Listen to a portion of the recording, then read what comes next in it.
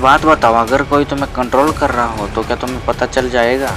ज़्यादातर लोग बोलेंगे कि हाँ बिल्कुल, लेकिन सच ये है कि सबसे खतरनाक कंट्रोल वही होता है जिसमें लगता है कि फैसला तुम्हारा है, जबकि असल में तुम किसी और की सोच के हिसाब से जी रहे होते हो।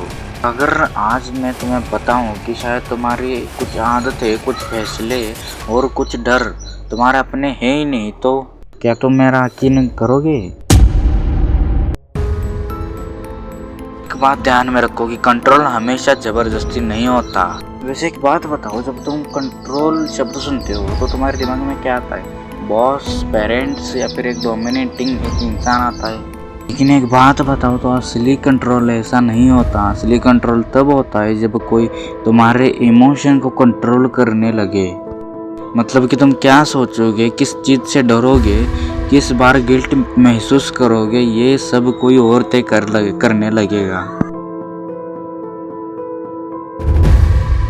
कोई इंसान तुम्हें बार बार गिल्ट फील करवाता है, जैसे कि मैंने तुम्हारे लिए इतना कुछ किया, तुम बदल गए हो, अगर तुम मेरे होते तो ये सब करते।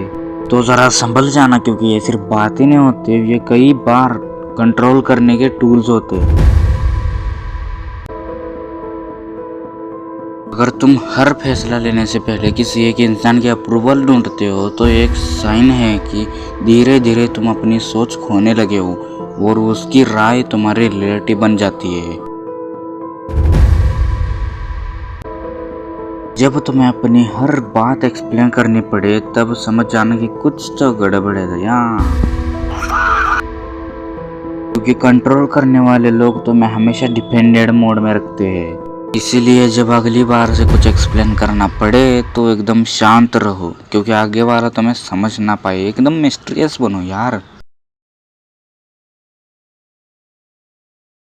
तुम भी बोलोगे कि यहाँ पे ये तो बता दिया, लेकिन इससे बचना कैसे है?